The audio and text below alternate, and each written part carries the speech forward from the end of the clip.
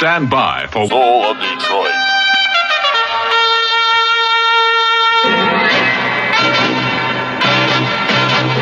A Crime File, based on John Creasy's novel, Battle for Inspector West.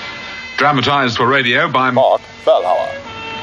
Battle for Inspector West, starring M.L. Elry. as Chief Inspector Roger West of Scotland Yard and Shawn Windsor. as his wife Janet. Part 1. Honeymoon spells nightmare. You acid interrogator, try to around my face. It's gone. What are you doing? What are you doing? That is not paid for by them. That is paid for by the people of Detroit. You might be qualified, ML. I'm not qualified for this job. Let me tell you something. You want to go right now? Okay? You want to go right now, Albert? Hey kids, it's your COVID pal ML Elric coming to you from a place that is so 2020. Of course, I'm coming to you from my bedroom because I tested positive for COVID. And Shawn Windsor, who also tested positive for COVID, will not be with us today as he recovers in one of the many luxurious and comfortable outbuildings in his Ann Arbor estate. But he may be watching us, which would be great because it's the most attention he's paid to this show in 3 years. So, Shawn, we wish you Godspeed in your recovery. And ironically, our intro, so elegantly produced by Mr. Fellhauer, talks about honeymoon. And our subject today is about a powerful Michigan lawmaker who ruined a relative's honeymoon by insisting on a sexual favor from the bride just before they became man and wife. And pronoun problem here is the creepy politician's brother was the groom and his soon-to-be sister-in-law was the bride. To work through some of this, we're joined by David Zeman, editor of Bridge Magazine, excuse me, which broke this story and has tons of exclusive comment, and who also was the editor for Jim Schaefer and I at the Detroit Free Press when we broke the Kwame Kilpatrick scandal. So, David, thanks for making the time to join us this morning. It's a pleasure to be here. Thank you, Michael. So one of the reasons why we're talking about this and bringing it in the Kilpatrick context is because listener Nick inspired our conversation with this email. He said, Mike, a little overly familiar there, Nick, do you prefer that the pair of bridge reporters or predict that the pair of bridge reporters joins your club and wins a Pulitzer for that Chatfield bombshell? A line of that jumped out at me as it relates to your own dogged pursuit of public corruption was the married evangelical Boy Scout living in the northern Michigan boonies, liked to party hard and run around on his missus at Dan Gilbert's new downtown Detroit hotel, all while Dan was lobbying for auto insurance reform, development incentives, and other so-called Gilbert bills. Nick then quotes from the exclusive Bridge reporting, Lee Chatfield would request rides at all times of the night, Aaron recalled. They made regular trips to meet up with women in ritzy Birmingham, frequented the Legends strip club in Detroit, and would stay at expensive places like Detroit's Shinola hotels. In a nutshell, there are a lot of similarities and quite a few significant differences between the Kilpatrick and Chatfield scandals. But I thought we'd have David on to talk a little bit about, first of all, how Bridge broke this big story, and then we can dive into some of the things that have us hearkening back to the Kilpatrick days and some of the very significant differences between these two cases. So, David, take it away. Well, let's start with the small matter of we changed our name to Bridge Michigan about a year or two ago from Bridge Magazine, which makes sense since no one knew where the hell Bridge Magazine was. So we're now officially Bridge Magazine, but Michigan, yeah. Bridge, Michigan. BridgeMI.com is the website. BridgeMI.com, yes. And that's where you can find our story from last Friday night, written by Kelly House and Jonathan Osting. This story came to us just before the holidays, Mike, when Rebecca Chatfield, the woman at the center of this, actually called me to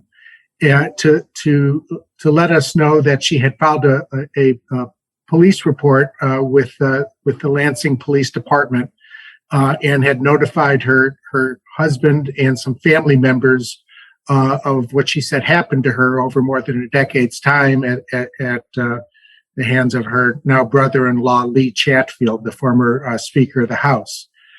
And she told me her story and told me that she was reaching out to us at Bridge for a couple of reasons. First, because she knew that what she had said she had told the Lansing police, once that became public, it would become politically explosive. And she feared that if she stayed silent and didn't say anything, that Lee Chatfield, with his access to media and his visibility, would be able to control the narrative about what did or did not happen, and that she would be voiceless. And she wanted to have an avenue that through which her story and her voice could be told directly, so that she wasn't a passive bystander, and the other side, as she sees it, would be allowed to control the narrative of what happened. And secondly, she said that she wanted to come forward because, as the story makes clear, she felt like she really had no place to turn, particularly when she was, 15, 16 years old when she said this started. And she felt like she had no options to get out of it. And so she said she really wanted to be an inspiration to other young people, particularly young girls, who might feel like they're trapped in a relationship that they have not consented to, and would hopefully give them some inspiration to speak up, to find somebody to report it to, so that what happened to her would not happen to them. So one of the things that we really miss about Bridge Magazine, of course, is the explicit letters section. But Bridge, Michigan is a 10 years now. They've been breaking big stories and doing a lot of policy work in Michigan. You can subscribe to it. You can also read these stories for free at bridgemichigan.com, which I encourage you to do, and we'll include a link on our website. But as you tell us how this story evolved, I guess one difference I wasn't aware of between the Kilpatrick and Chatfield stories is Jim and I think, told you about the text messages, and you said, "Holy crap." I imagine when you told your reporters, "Hey, I got a call from the former Speaker of the House sister-in-law who says that she was sexually abused," they must have said, "Holy something or other." Yeah. Well, the first thing I did was I talked to my co-editor, Joel Kurth, and to our CEO, John Bebo, and we sort of had a threshold issue of, is this the kind of story that is really in Bridge, Michigan's wheelhouse? I mean, we tend to cover the sort of vegetables of the news ecosystem, right? Policy, education, health, business, that sort of thing. And we certainly are not in the business of covering infidelities of political folks. I don't think a lot of mainstream media organizations are really in the business of doing that anymore. Although there are certain big exceptions. What attracted us to this story was not what this woman's brother told us about wheeling his brother around to hookups with women all over Lansing and Detroit. What we see this story as being about is about the possibility of someone wielding power to perform a criminal act on somebody who was powerless to stop it. If in fact this woman was underage at the time, and if in fact, as she says, Lee was her teacher at the time that this started, those are two different avenues through which, if true, criminal charges could be pursued. And so, taking advantage of someone who is vulnerable, either because they're a kid from a troubled family at a private school in northern Michigan, or taking advantage of them. Perhaps there's a mention in our story that he may have been having affairs with people on his staff.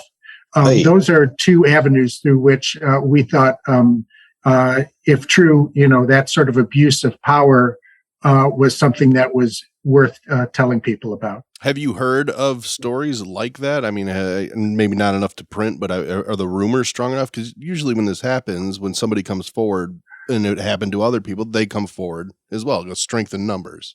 Yeah, well, one of the difficulties of this story and why we waited so long to publish it is because we were prosecuting her story essentially. Kelly and Jonathan sat down with her over Zoom over many, many hours, and one of the difficulties here was that she hadn't told anybody at the time, right? A lot of the way in which these older cases are investigated are by, asking the person who said that they were abused, well, did you tell anyone contemporaneously? Did you keep a diary? Did you have a notebook? And so forth. And many of the high-profile cases that we've seen, they have. And that was really compelling. But there are also many cases in which someone in this position tells nobody and doesn't do it for so many years. And I think we saw a lot of that in the Nasser case. And it took one or a couple of people to come forward to give other people the courage and support they felt they needed before they could come forward as well. So it was a long road to getting there, and we're still seeking the police report to further corroborate this story. Can she provide you a copy of the police report? Well, we that's certainly something that we're pursuing, and no, we're not able to get the police report. The police department rejected our Freedom of Information Act request, saying that it was a case that they were actively investigating. And up until the time that she obtained legal counsel, she was not able to get it from them as well. But presumably, sure. With legal counsel, that they will get that in pretty short order. And let's be clear, there's no question that there is a police report. Lansing police have acknowledged they're investigating this. Michigan State Police have acknowledged they're investigating this. Correct. So this is a genuine record. And when I think about the Kilpatrick case and the Chatfield case, both of them called into question the credibility of the subject. In Kilpatrick's case, he claimed to be a family man who didn't have wild parties and would never cheat on his wife, his children, his family, or his God.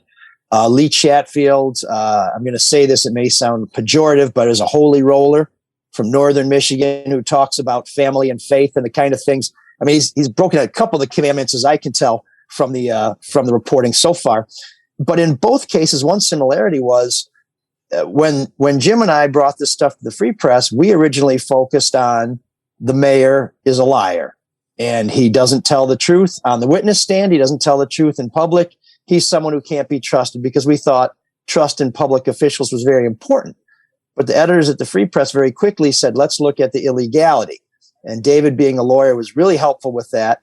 And so when we reported the Kilpatrick case, we focused mainly on the perjury, which was a felony and involved lying under oath about an affair. And people forget this, lying under oath about whether he conspired with his chief of staff and mistress to ruin the careers of police officers who were just doing their job. In this case, certainly you have some questions about the moral high ground, the authenticity, the credibility of a man who was probably the second most powerful person in the state of Michigan for 2 years.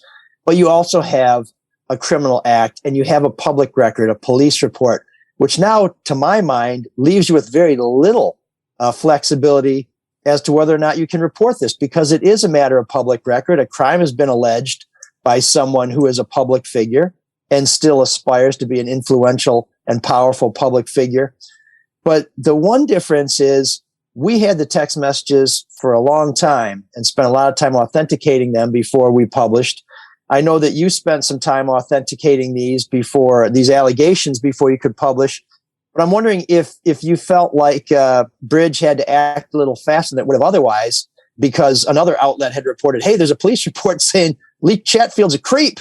a local Lansing publication, Lansing City Pulse, published the fact that there was a police investigation into Lee Chatfield, and her newly retained lawyer said that it dealt with allegations of sexual assault. So, I mean, that's, obviously one of the questions that we had. I mean, we knew about that complaint a couple of weeks earlier, right before the holidays, but we wanted to get as much information as we could before we published. And one of the questions we had to ask ourselves is, or one of the things we had to check ourselves on, I should say, is we didn't want to be rushed before we felt comfortable with this, regardless of how many other publications knew about the basic charge. We knew the details of it, and we knew it straight from the woman who had lodged the allegations.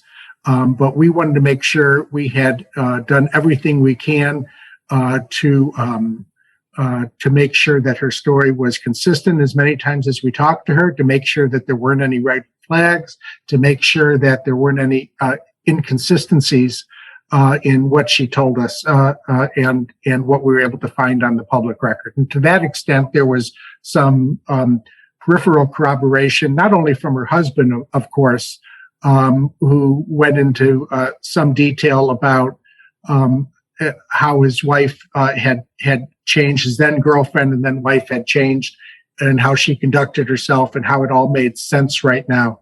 But just from the actions that he saw from his older brother, who he had worshipped, both as a teenager and also as essentially his driver in Lansing, to see, from his view, what kind of moral boundaries or lack of moral boundaries Lee Chatfield had with regard to his treatment of women.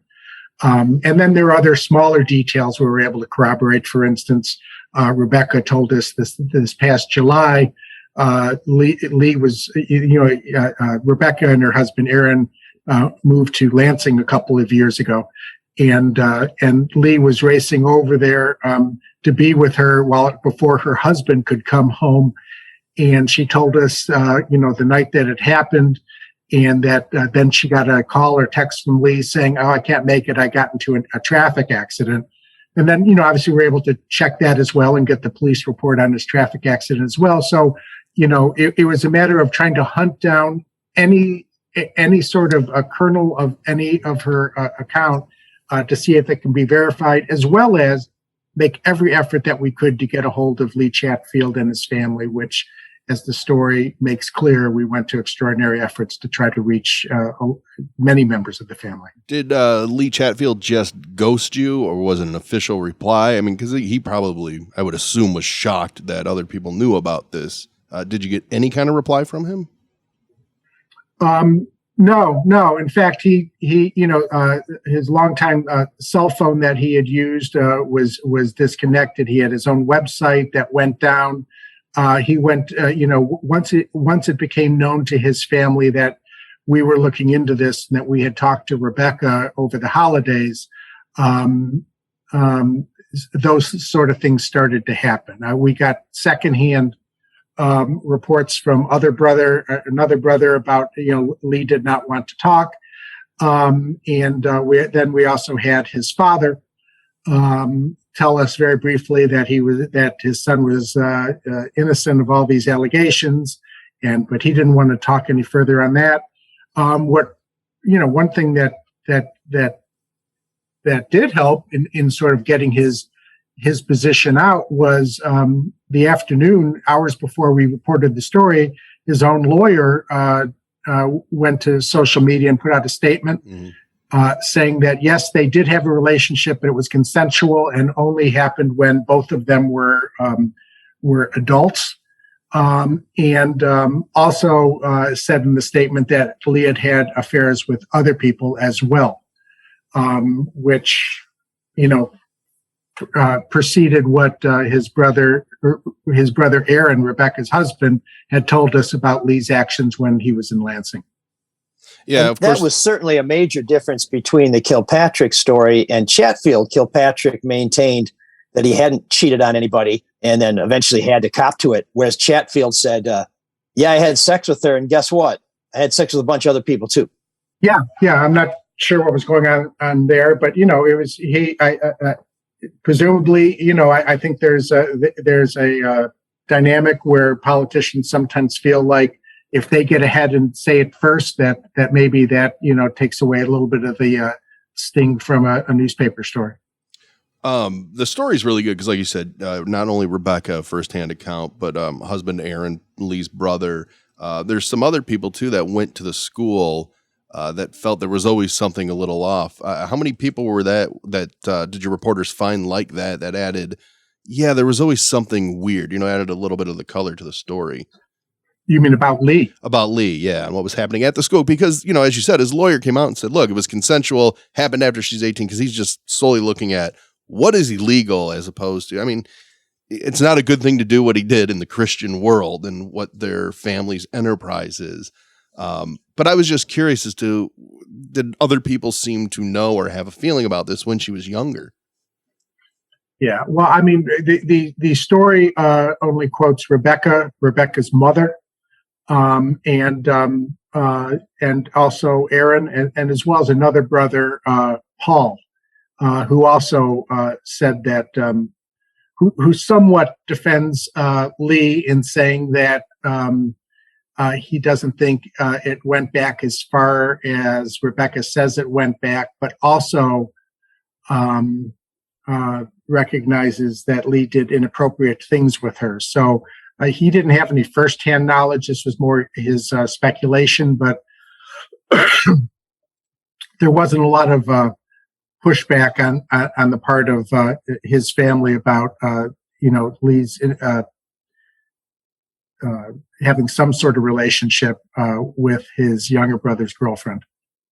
So, David, I know you being still an employed journalist. As an unemployed journalist, I don't really worry about deadlines. I think you have one coming. Can you stay for a minute? Or do you need to get to your next meeting? I have a few more minutes. Okay, great.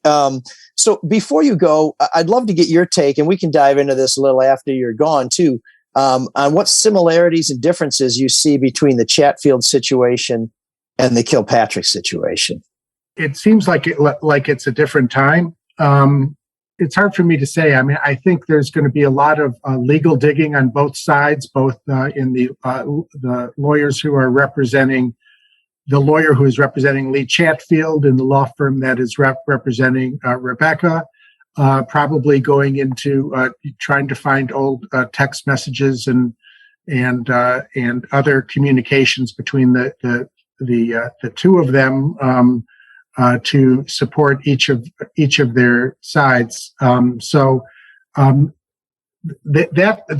to me is one thing that just stands out in terms of just so much of their lives being taking place over electronically, over text messages presumably, and Snapchat and that sort of thing. So I think there's been no criminal charges filed yet. There's been no civil suit filed yet, and we don't know what's going to happen, and I don't think anyone has a meaningful conclusion as to what did happen. But I think it's going to be a longer legal game on both sides to try to find some of these recordings that might give more insight into what happened. So Lee Chatfield was term limited out and then took over. I forget what economic thing he took over, which he had to resign from because the members Southwest Michigan. There you go. Yeah. And the members weren't too happy with whatever. What is he doing now? And how does this affect what he's doing now? Yeah, well, one of the interesting things, and something that Rebecca's lawyer says that he's going to pursue is how much money he was able to collect as Speaker of the House through these, dark money organization. He had 3 or 4 political PACs. In which he was able to garner a lot of money and distribute support to different candidates and so forth. And just from what Aaron told us, and we only published a small part of what Aaron told us about how he was paid, and about how Lee was spending money on different travel and entertainment expenses and so forth. So those are all areas that are ripe for revelation, and I think a lot of news publications are digging into them now. Well, I think it's interesting when you look at the two cases. Kilpatrick was, of course, in office, and Chatfield is out of office, but you see some similarities in terms of an arrogance, an abuse of power, profligate spending of campaign money and nonprofit money, putting relatives and friends on the payroll, and just some simple things like having sex in Detroit hotels and in office. Now, Chatfield declines or denies, I believe, that he had sex in the speaker's office. Or maybe he hasn't spoken specifically to that. I should let everybody know that we did reach out to his lawyer this morning and offer her an opportunity to come on the show. She's tied up today, but may come on a future show. But there seems to be a similarity here in this sense of entitlement, that I'm a powerful person. I can have whoever I want. I can have whatever I want. I'll get money from people to live this lavish lifestyle. And at the end of the day, it seems that this is something that I think David does speak to a passage of time. It's been almost 15 years since the Kilpatrick scandal broke. And I think, as often happens in public life, we become kind of inured to these things, because every time some creep does something like this, we become a little less shocked. And one of the things that I think really makes the Chatfield thing stand out to me, whether or not he's guilty of what his sister-in-law has accused him of, is just the stunning and appalling hypocrisy of someone who wraps himself in his faith, someone who claims to be family-oriented and values-oriented and preaches that to other people, who seems to have no appreciation whatsoever for walking the talk that they talk so much. Oh, there's that COVID. I didn't even know you had COVID, Mike. I'm sorry to hear that. We're not going to have lunch now.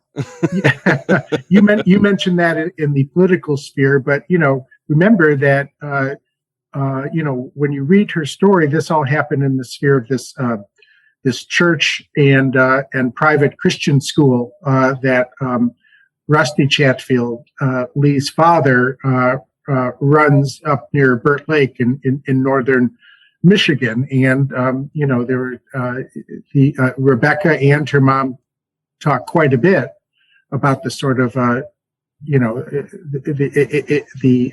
patriarchal sort of way in which this was run, the way that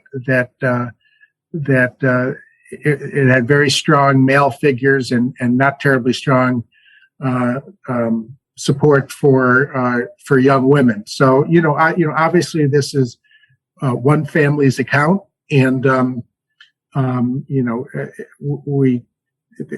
we need to learn more. But it's actually sort of, I just want to point out, it's two spheres of power. One within this sort of church Christian school setting, and then a separate and maybe analogous one in the corridors of power in Lansing.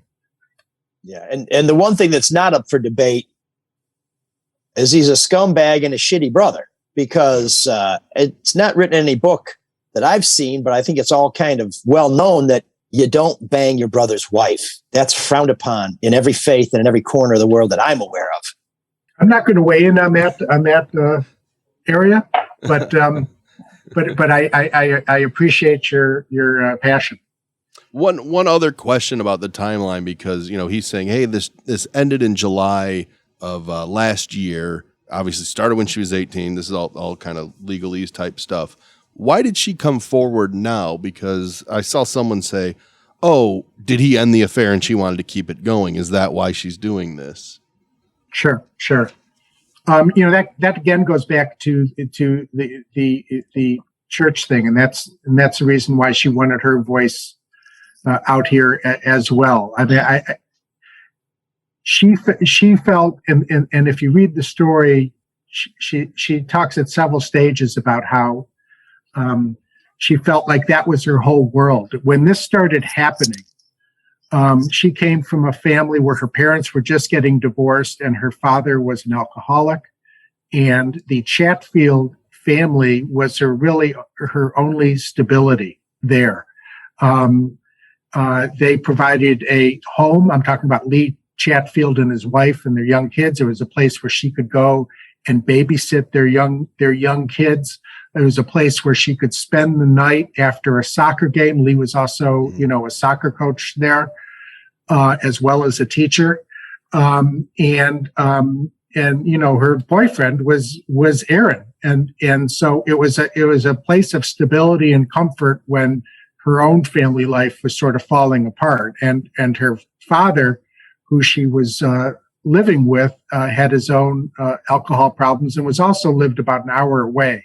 So it also made it very convenient for her to spend a lot of time at the Chatfields. And so, I think it's, it's hard unless you're in her shoes, I suppose. Sure. Would your 15-year-old girl and something like this happens with improper touchings, as she alleges, it's hard to know what to do. I mean, she said to us, if I told on him, where would I go? Yeah. And she says she was repeatedly told that she wouldn't be believed and that the Chatfields are the one constant in her life. And they controlled the church, they controlled the school, they controlled their lives. And even when they moved to Lansing, there was, still some control in the sense that her husband made his money through political organizations, that were connected to Lee. So, he was a glorified driver in his view. And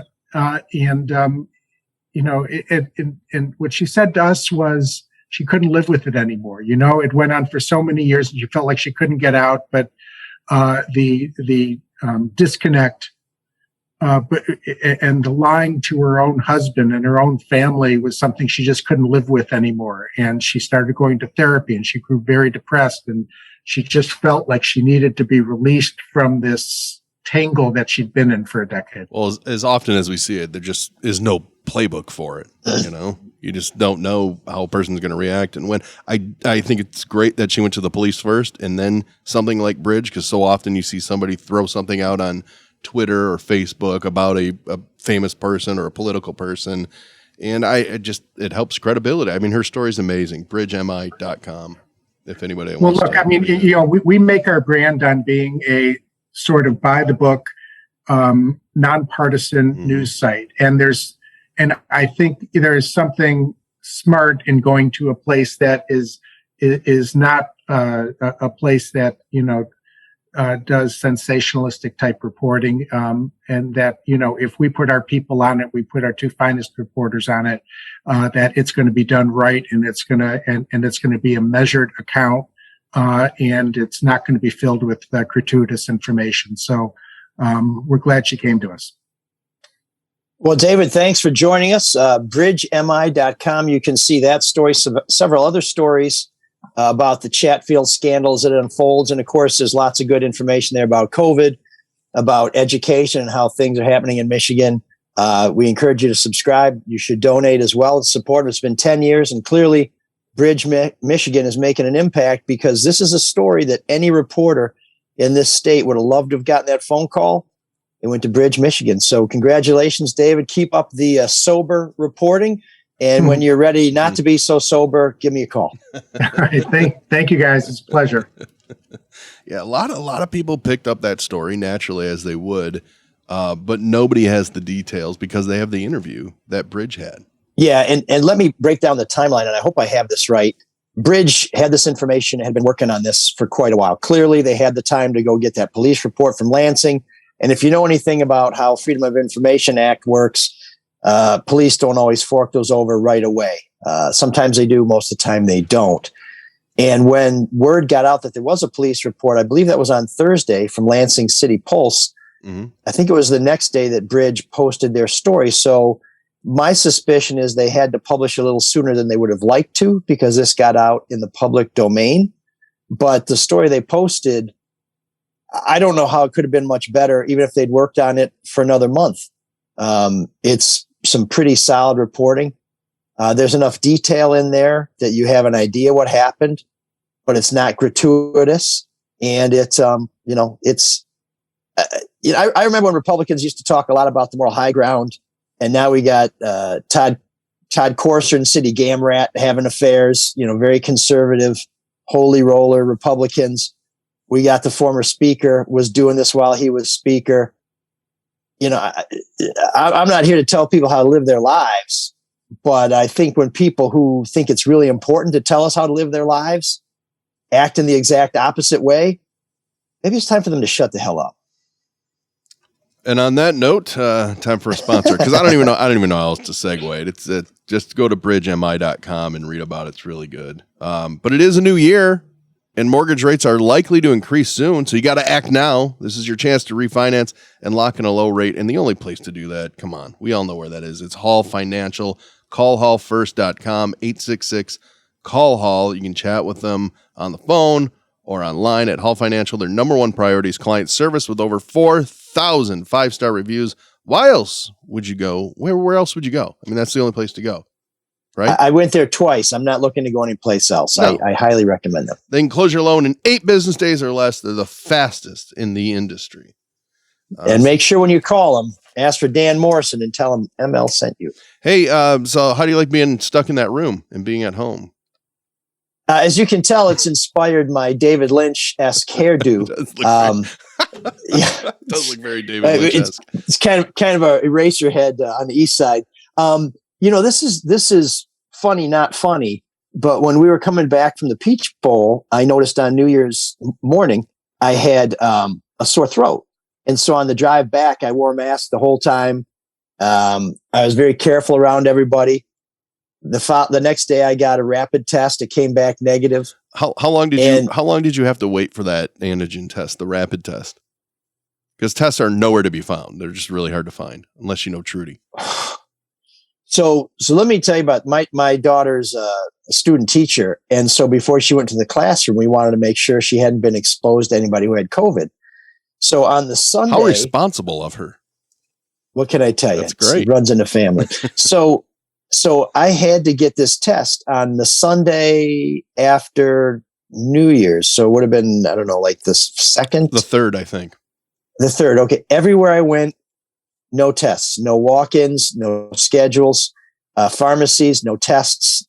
And I finally found a place in Warren that was doing walk-ins. And I had to wait in the cold for an hour and a half to get in the vestibule to wait for another hour to fill out the form to get scheduled for the test.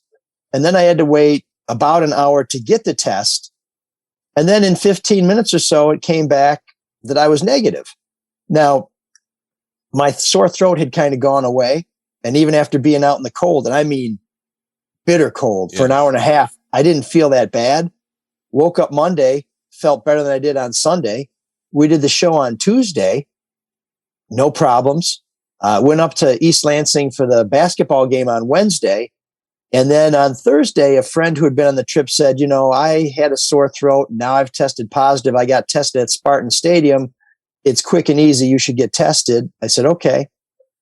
I'm in town. I got nothing better to do. I went and got tested. It came back on Friday as positive.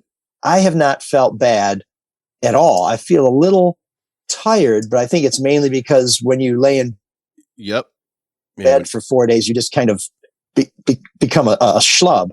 But Shawn, it turns out, had been feeling badly and got tested and tested positive. And at some point, he told us about that. And and he's still not feeling good. No, he's not doing well at all. So we hope that he's feeling better. It's interesting because even when he's feeling great, he seems to be feeling pretty bad. How do you know when Shawn's feeling good? It's hard to tell. Yeah, I guess he just goes, "Oh, I'm happy." That's all he ever says. No, I'm fine. Yeah, he said his test results were positive for COVID and negative for life. It's really. I didn't know that must be another swab they put somewhere. The whole testing thing is just maddening from a federal level where they're promised that there's going to be plenty of them and there's no deals signed. And now that's starting to get straightened out, probably way too late. Because I think when this happens, and when you guys both told me, you were positive, it's like, okay, I got to get a test. Impossible to find. And then next thing you know, you started reading about different tests. And maybe this is just me doing too much of a deep dive. And it's like, no, the antigen test shows when you are contagious, and the PCR shows that it's in your system, and they're so sensitive. It could have been a long time ago. So you probably, when you were in here, you weren't contagious, but it was still in your system because you had just tested negative. So is the antigen the rapid test? That's the rapid one. Yeah. Okay. So, yeah, I don't know. And I know there's some people out there saying, well, this is why I shouldn't be vaccinated. This is why it doesn't matter if I get boosted, because this guy did it and he's been preaching about it for 2 years and he still got sick. Let me underscore that I don't feel bad. Yeah. And I think one of the reasons why is because I was vaccinated and I was boosted. But it's also worth noting that I was wearing a mask a lot of the time. And so if you've been getting by with the cloth masks, and mine are usually double layered, which has been recommended for a while, but as are our Soul of Detroit masks. But it's probably time to switch to the N95 if you can get them, or the KN95s, because it seems like this Omicron variant is smaller and more pernicious. Everyone's going to get it, even if it's not as vicious. But the people who are getting really sick tend to be the people who haven't been vaccinated or boosted. Well, I'm glad you're doing well. I hope Shawn starts feeling better too. Miss the big guy. Yeah, this is my 5th or 6th day in isolation, so I can get out and about tomorrow, and I'm going to schedule a test. The other thing is, my wife and another one of my daughters, well, actually, my wife and both my daughters went and got tests. My oldest, the teacher, her test came back negative. And even though my wife and my youngest daughter got tested on Sunday, they're still waiting to get their results back. So the system is really starting to bog down. It's a total disaster. You know what's not a disaster? Financial planning. That's the best way to avoid a disaster. Exactly. Overreaction is not the strategy. You want to be a long-term investor. So when you see the market doing crazy things, don't worry about it. Just give all your money to Luke Nowacki at Pinnacle Wealth. He'll know what to do with it. 248-663-4748. He provides rational financial advice. If you should be in equities, should you be in bonds, 401ks, how do I allocate that? 529. I don't know what any of these numbers mean. Just get advice, get a strategy. Call Luke Nowacki at Pinnacle Wealth, 248-663-4748. Because when you do, Luke will make it all about you, sweetheart. I can't find the Luke song. I don't know what I did with it. That was a big error on I'm just going to read it then. Securities Investment Advisory Services offered through Royal Alliance Associates Incorporated, member FINRA SIPC. Royal Alliance Associates Incorporated is separately owned or other entities and or marketing names. Products, services referenced here are independent of Royal Alliance Associates, Inc. Oh man, the geeks have inherited the earth. Did I do that? What a dork. Does him wanting to play with us again mean that he's turning into a geek, or we're turning into cool guys? I have a bonus geek of the week after yours. Or do you want me to go first? I don't know. It's going to be tough to top mine, but if you think you can, I'll let you go second. If not, let's just prime the pump. No, I'll go first. Okay. Did you see this guy in Canada? He's a politician, so take that for what it's worth. And he tweeted out a picture of his wife, something to the effect of she worked in the ER or worked at her hospital shift for 12 hours, came home, and look at her energy. She's shoveling the snow. And immediately Twitter's like, why didn't you go shovel it? What are you doing? And then they looked at his past tweets, and I think he was watching a tennis match or some sports game. And the whole point being, why didn't you help out your wife if you care about her and love her so much for, she works 12 hours and then comes home and shovels the drive when you had been home that whole time. And he just got raked on Twitter about it. I don't know. It made me laugh because what an asshole. Just go help out your wife.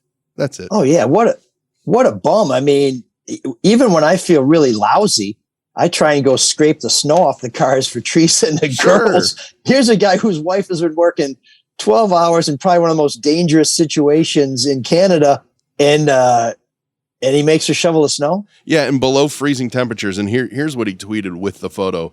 Even after a 12-hour night shift at the hospital, my wife still has the energy to shovel the driveway. God bless her and all our frontliners. Time to make her some breakfast. I don't know. Wow. So she's not just a good wife. In Canada, they would call that an A+. Hey? So beat that with your Geek of the Week. Oh, boy. Well, you go from the frigid air of Canada to some hot air here in the U.S. with Steph Maddow. You may have seen her on 90 Day Fiancé. If you have, that just means you're really using your time poorly. But she was rushed to the hospital after a fart attack. And you heard me right. She began selling. She's pretty nice looking. Yeah. So some adult website reached out and said, you should sell your flatulence. So instead of saying, beat it, creeps, she started jarring up her blasts at $1,000 a crack. She made $200,000 before having to take a pause.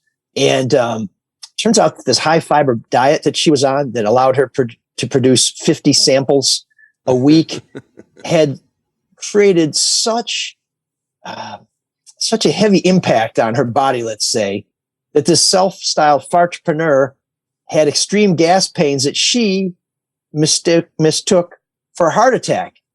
So the Daily Mirror reports that the way she was able to fuel this endeavor was by living off of mostly beans and eggs and later adding protein shakes. Ugh. And here's the real disgusting part. It's not just because it allowed her to produce more flatulence, but because it made her farts smell worse. Well, maybe that's a good entrepreneur, though. Maybe that's what the people wanted. Well, someone who believes in renewable energy, and I guess I have to compliment her, but if I recall correctly from my visit at the Paris Peace Accords, methane is not one of the gases that is in short supply. So while I appreciate the effort to be self-sufficient, Steph Maddow, you are a Geek of the Week.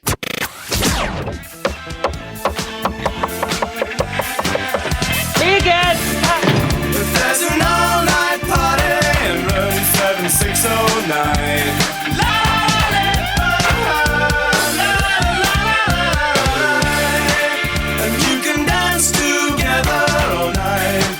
Got the time.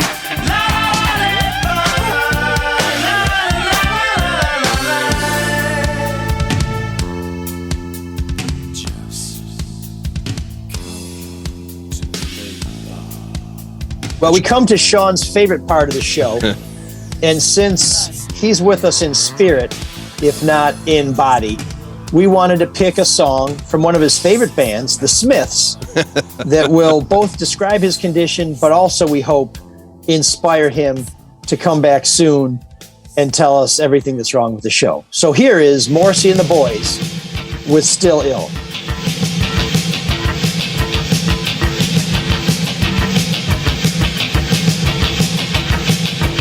I decree today that life is simply taking and not giving. England is mine, it owes me a living. But ask me why and I'll spit in your eye. Oh, ask me why and I'll spit in your eye. But we cannot cling to the old dreams anymore. No, we cannot cling to those dreams. Does the body rule the mind, or does the mind rule the body? I don't know.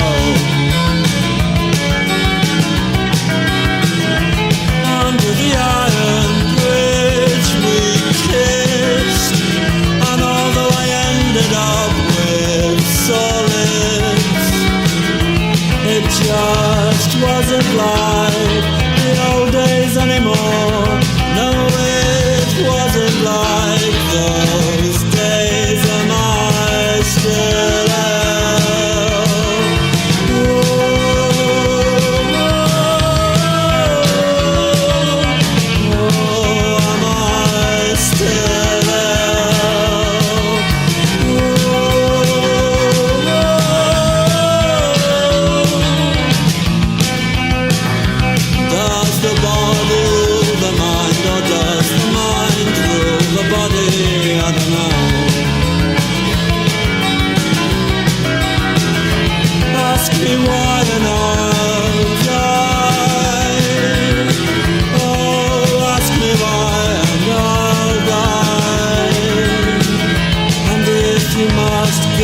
to work tomorrow. Well, if I were you, I wouldn't bother, for there are brighter sides to life, and I should know because I've seen them, but not very often. Under the iron bridge we kissed, and although I ended up with sore lips, it just wasn't like the old days anymore. No, it wasn't like those days. Am I still ill?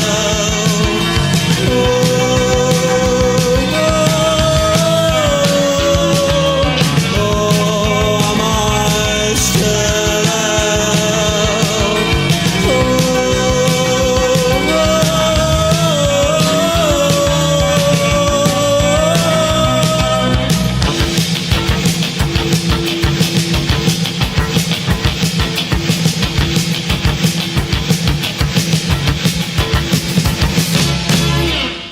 No mistaking that band. No. So to answer the question, it is like the old days. We are dialing in remotely. Ugh. And we are still ill, but hopefully that is running its course, and we'll be back together in studio next week. But of course, only after we have tests that show that we are not as contagious as our personalities. I just communicated with Mr. Windsor over text during that song to see how he's feeling. Do you want to know what he said? What did he say? Woke up a little bit ago. He actually watched a few minutes of the show. See? So he doesn't hate it. And then he said, Mike seemed to want to ask David a question, but never got around to it. I don't miss him.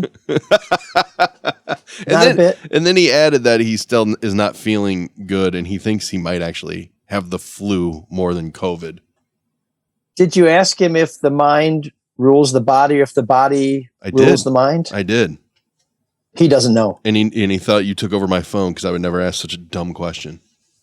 I really was just passing it along from Stephen Patrick Morrissey. But Stephen Patrick Morrissey. It's a bit of a rhetorical question. So Room 7609 is where we bring, most times, hidden new wave gems forth. Or we expose you to a band you haven't been exposed to before. Hopefully they're not infected. Although we have played The, who has a great album called Infected. And we will be getting to some more of your favorite new wave bands, the hits that people just never quite dug, or we'll introduce you some bands. Now, one of our new wave stalwarts is suggesting that we play the Jam. We have played the Jam sort of by playing a Style Council, which was a side project of Paul Weller, aka the Mod Father. So we may dig some of those up, but Todd says, Happy New Year, great shows. I wanted to express my disappointment with your unsuccessful run at the city council seat. Me too. You were the right candidate for the job. Me too. I was troubled and angered after listening to your November 9th show where you were able to describe the reasons you were the better. Okay, so that's true, but we got to move on. What he says is, under no circumstances do I consider myself an aficionado of new wave music, which is why this is relevant for Room 7609. It is a genre that I like a lot. Room 7609 has introduced me to the soft side of new wave music, even though we've played some pretty hard stuff on there too. When I say soft, I mean bad. My commute to work has been permanently damaged, where now every time I travel this certain section of the highway, I think to myself, this is where ML played that god-awful song, I'm in love with the German film star. I would like to get back the 1 minute and 8 seconds that I listened to that song. For the record, I think it's like 2 minutes. So he probably skipped through it. Yeah. He couldn't stick it out. Either that or he crashed. I think my definition of new wave is a little broader than yours and maybe encompass more bands that are harder to find. A great example of this would be the band The Jam. This band, fronted by Paul Weller, shared the sound of early British punk, but its music also suggests English pop bands' influence.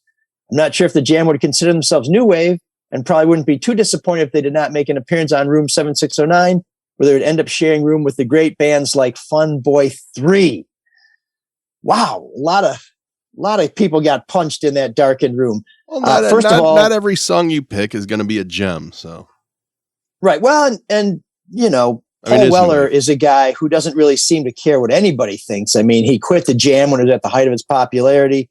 He comes in and out of music whenever he sees fit, but always seems to do very well. But if we can throw him a bone and work him into room 7609, we'll be happy to do that in the future. So I think you should do a month. What was that emailer's name? Did you say Nick? What was his name? Todd. Oh, where did I get Nick from? I think you should do a whole month. Nick is the one who got us on the whole Chatfield Kilpatrick discussion. Okay. I think you should do a whole month just for Todd of really like hardcore new wave, whatever that would be. We pretty much just do a hardcore new wave, but we'll come up with something. Todd disagrees. I don't know. I'm just saying. Maybe a Todd month. Everybody loves a Todd month. You know what we could do is we could do a Paul Weller month where we play a song from the different Paul Weller projects. That could be a lot of fun. Sure, why not? So rather than turn this into a town called Malice, we'll check it out. Maybe make it for February. Isn't February also when you're doing the Clark Park Classic? Do you have a date for that yet? Yes. And no, it's this month. It's January 22nd. Yes, it's a week from Saturday. Well, I guess depending on when you're listening to this, it's coming up. And we encourage people to support the kids of Detroit. Clark Park, for those of you who aren't familiar with it, was a city recreation center until about 30 years ago when under Mayor Archer, who was trying to deal with a budget crisis, the city decided it had to close the park. But people in the neighborhood came together and said, no, we need to keep this open for our kids. And this was before Southwest Detroit was as dynamic as it is now. It was on the rise, but it wasn't quite the destination that it is today. And the community came together, kept the recreation center open, maintains one of the greatest outdoor rinks in America, I believe, but certainly anywhere I've ever been, and does programs throughout the year for kids, arts and crafts. There's a computer lab. There's homework assistance. There's a summer lunch program. Basically, it's a place where kids can go to be kids the way you're supposed to be a kid. And so we support it. This is the 8th year that Mike Rattay and I have sponsored a charity hockey games there. Now we have a women's game and I skate in the men's game, although scouting says I should be in the women's game just because you're transitioning. Because they want to laugh at me. The men have been laughing at me long enough. Yeah, no. This is the women wouldn't let me out of the house with this hair. They'd be appalled. But no, the women deserve a chance to skate past me since the men have been doing it for so long. But we would love you to support this cause in any way that you can. You can always volunteer by contacting the park. There's a winter carnival before the hockey game. Hockey game's a ton of fun. We have food, we have beer. It's a great time. It's some really good hockey. And you can support us by going to patronicity.com, search for Clark Park. Our 2022 fundraisers there. You'll see a little video from me. We're trying to raise $5,000 from donations. All the players who pay to help support the game. So we'll put a link to the Patronicity site on our website, which is mlsoulofdetroit.com. So if you can donate, we certainly would appreciate it. We did not receive any donations to the show last week. I suspect those people are saving up to donate to Clark Park, which is great. But I somewhat cheekily suggest that you can support both causes. Patronicity.com for the hockey game and for Clark Park. Mark, where do people go to donate to ML Soul of Detroit? mlsoulofdetroit.com. The little donate button. It's that simple. Wow. We got a lot of mail this week, even though we didn't get very many donations. And one of them comes from Karen, who was weighing in on my conversation about the unholy alliance of Tim Hortons, which along with Culver's is one of the only fast food places I eat, and Justin Bieber. She says, I'm with you on Culver's, not as good as Steak Shake, but tasty burgers and chicken tenders via drive-thru. But Tim Hortons is such crap. It boggles my mind how every Tim's has a line into every street every morning. The coffee, the donuts, the half-cold breakfast sandwiches are all so awful. And the owners are so cheap, they try to hand you everything without napkins, a bag, and even no sleeve on hot coffees. Maybe you can explain to listeners why you like it. The maple donuts they make are good and unique. I don't like maple. But only in Canada on our hockey road trips with the kids, haven't had one in years. Man. I don't think there's such a thing as a bad donut. I mean, a donut's a donut. I do prefer Dunkin', but whatever. Well, I'm down on the clown, so I don't like to go to McDonald's. What? And BK, if they were really flame broiled, that'd be great. But most of them were flame broiled. I don't know what the hell happened to them, and they come out of a microwave. Which, you don't microwave staging. Cooked meat. It's called staging. It's not really a microwave. Well, I don't want to get into all of it. Well, that staging is for a failed one act that should be pulled from Broadway immediately. Oh. So we'll get some of this other mail next week when we have a little better connection. We're back in town, but I want to touch on some of the stories or some of the letters we got from folks who are very concerned about this Chatfield thing, because it really does seem to be a topic that's dominating the news. Jim says, so Lee's brother Aaron says Lee's favorite place to live it up was Shinola Hotel in Detroit. Interesting geography for a married man with family up north near Petoskey and a job in downtown Lansing. I'm sure it's just a big coincidence that Shinola Hotel just happens to overlook the Hudson site on Woodward Avenue. The same site and dubious skyscraper that inked a record-breaking $618 million tax package for the richest man in the state. Dan Gilbert's compliment of the Lee-controlled Michigan legislature? I think it goes a little deeper than that, because if I am not mistaken, Tom Leonard, who was the Speaker of the House before Lee Chatfield and ran unsuccessfully for Attorney General, when he left the legislature, went and took a job with one of the Gilbert companies. Wow. So this connection between Gilbert and Lansing is pretty strong. I didn't even think of this until we were talking to David, because naturally you just think about, oh, here's the story of the affair and possible grooming and alleged, molestation. And then I didn't even think about the whole money aspect to it and the amount of money he controls with his PACs and when he was, in the House of Representatives.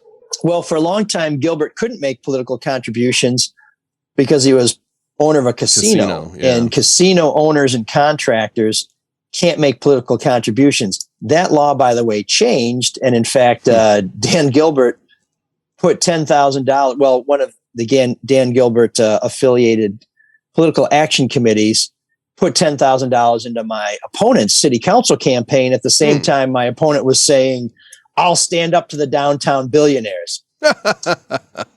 I have 10,000 reasons to doubt that.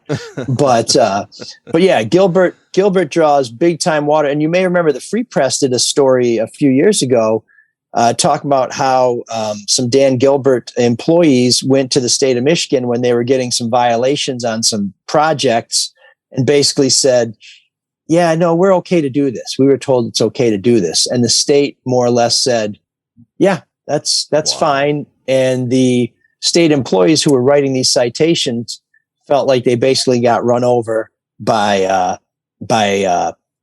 very powerful forces. Wow. Yeah. So Julie weighs in. Hope you guys really go into the explosive Lee Chatfield story. Check.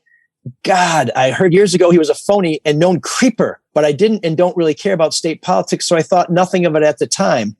Now, normally we wouldn't throw allegations like that out there on this show, but Lee Chatfield is basically, through his lawyer, agreed, I was a creeper. Wow. I'm married. I'm a family man.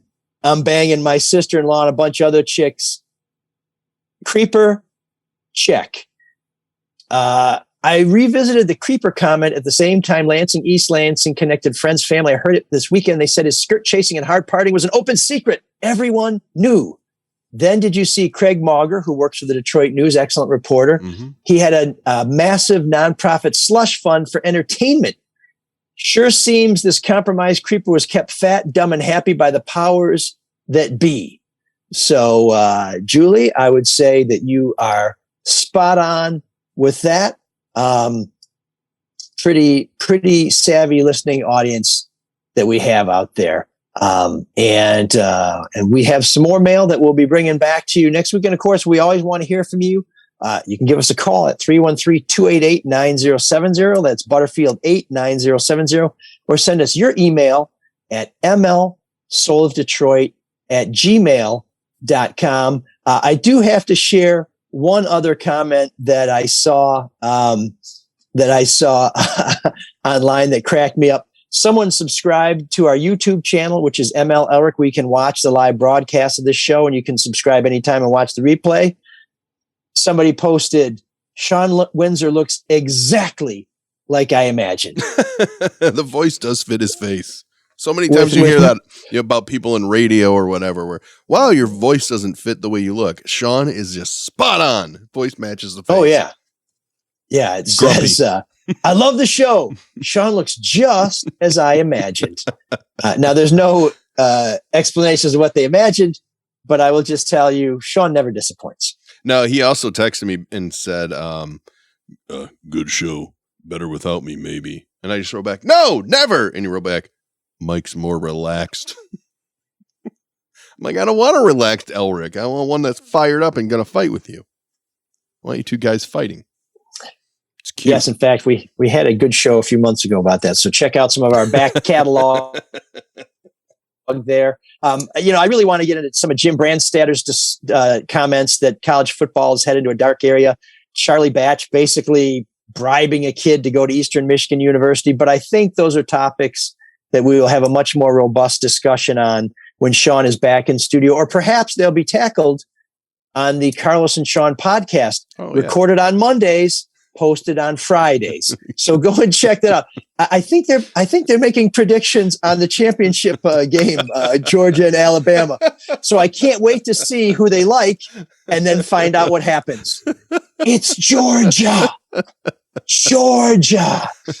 And of course, we encourage you to subscribe to the media organizations that are really doing a great job and need your support. BridgeMI.com, Freep.com, DebtNews.com.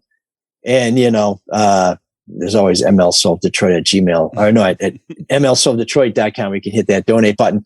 And when you're not doing all that, we encourage you to support the other Red Shovel Network shows, Charlie LaDuff's No BS News Hour and the Drew and Mike podcast, heard right here on the Red Shovel Network. Marc, any last words of wisdom before? No, get better. Okay. Get out of that room. Well, and you know what? We're gonna. I'm walking this onto the agenda. I'm shoehorning this in. A new feature, Joe Zuver's World, where Joe tells us about everything that's going on behind the scenes at the House of Zuv. Zuvitopia? And we're ready to go in 1, 2, no, 3, 2. Okay, that covers Zuver's World. Yeah. Mm-hmm. We'll have another installment next week, exclusively here on ML Soul of Detroit. In the meantime, stay healthy, get boosted, get vaccinated, wear a good mask, take care of yourself. And Cyrus, take us out. Can you dig that? Does. Can you dig it? Can you dig it?